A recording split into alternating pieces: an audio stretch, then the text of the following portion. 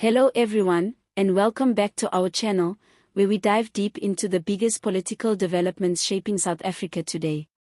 If you're new here, make sure to hit the like button, subscribe, and let us know your thoughts in the comments section. Today's story is not just another political scandal, it's a boiling pot of alleged corruption, nepotism, and political power games, now swirling around former Minister of Mineral Resources and Energy, Gwede Mantashe. South Africa finds itself once again gripped by controversy involving a high-ranking ANC veteran. Gwede Mantashe, a long-time heavyweight in the ruling party and former Minister of Mineral Resources, is now at the center of a fresh scandal that could further erode public trust in the government. At the heart of this controversy is a R1.7 million tender awarded by the state-owned energy company PetroSA to the Strategic Fuel Fund, also known as the SFF. But what's raised eyebrows and tempers is the alleged involvement of Mantashe's wife, Nolwandle Mantashe, who is rumored to have financial interests tied to the SFF. According to insider sources and a growing chorus of critics, the tender, which was meant to facilitate supply and logistics services, may have been improperly awarded, raising red flags about fairness, transparency, and accountability. Internal audit findings and whistleblower reports reportedly raised serious concerns about the process, but these warnings were allegedly suppressed or ignored, possibly to shield individuals with powerful connections. While no official findings have yet been released, the gravity of these allegations has been enough to spark public outrage and fuel demands for an urgent investigation. Civil society organizations, opposition parties, and anti-corruption watchdogs have been quick to call on the Hawks and the Special Investigating Unit (SIU) to dig deep into this matter. For them, this is not just a case of one tender gone wrong, it represents a deeper, more systemic issue of political elites using state entities as personal piggy banks. Now, it's important to understand the context here. PetroSA has been a troubled entity for years. Once a promising arm of the state's energy portfolio, it has since become plagued by financial instability, mismanagement, and governance issues. Instead of leading South Africa into a sustainable energy future, PetroSA has become a symbol of what happens when politics and public enterprises mix without proper oversight. The idea that a minister's spouse might benefit from state contracts touches on the core of public frustration in South Africa today. For many citizens, it feels like the same pattern playing out over and over again, powerful families leveraging political connections for personal gain, while millions remain trapped in poverty, unemployment, and economic exclusion. What makes this particular story even more alarming is Gwede Mantashe's own history. This isn't the first time his name has been linked to allegations of corruption. You'll remember his mention during the Zondo Commission, where he was implicated in matters involving PetroSA and security upgrades to his properties. Though he's denied wrongdoing in the past, the public perception of his ethical standing has taken serious knocks. This new wave of scrutiny threatens to drag not just Mantashe's reputation, but the entire African National Congress, ANC, back into the murky waters of credibility crisis.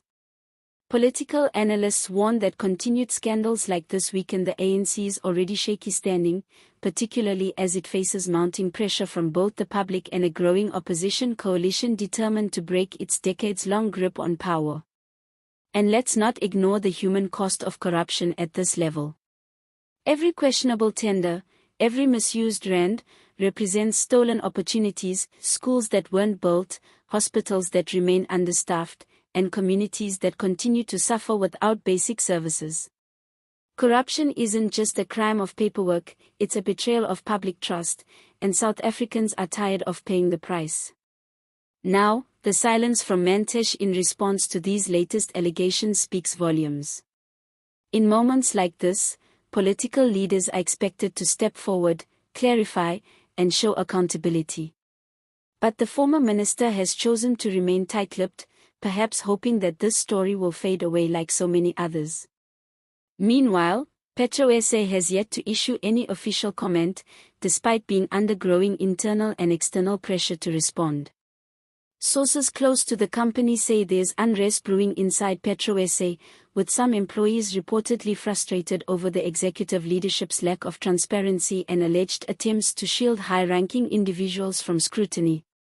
This internal pressure may soon explode into public whistleblowing, especially if government agencies stall in launching investigations. This unfolding drama is also igniting renewed calls for reform across South Africa's state-owned enterprises. For years, commissions and experts have warned that these institutions need tighter oversight, stricter procurement procedures, and more independent leadership. Yet, little meaningful reform has taken place, largely because of political interference and resistance from those who benefit from the current status quo. But now, public patience is wearing thin. In an era of rising inequality, load shedding, and record unemployment, the South African public is no longer willing to accept vague promises and quiet apologies. People want accountability. They want arrests, resignations, and most importantly, justice. And while this story is still developing, one thing is already clear: this scandal has struck a nerve. Whether the ANC responds with real action or further denial will say a lot about its willingness to clean house and restore public trust. Until then, the allegations will hang like a cloud over Gwede Mantashe and the broader political establishment. So, where do we go from here? The ball is now in the court of law enforcement agencies like the Hawks and the SIU. South Africa's future depends on whether these institutions can rise above political pressure and carry out their duties with integrity and independence. If they fail, or are prevented from acting, the message to the public will be devastating: that the rich and politically connected can always get away with looting public resources. But if they act decisively, investigate thoroughly, and hold those responsible accountable, then this scandal could become a turning point, a moment when the tide finally begins to turn against entrenched corruption in South African governance. As always, we'll be watching closely and bringing you updates as this story unfolds. Be sure to let us know what you think in the comments. Should Mantashe face a full investigation? Should PetroSA be held accountable? And what does this say about the ANC's future heading into the next election cycle? Don't forget to like, subscribe, and share this video with others who care about accountability and good governance in South Africa. Your support helps us continue to shine a light on the stories that matter most. Thanks for watching. And until next time, stay informed, stay engaged, and stay hopeful. See you next time.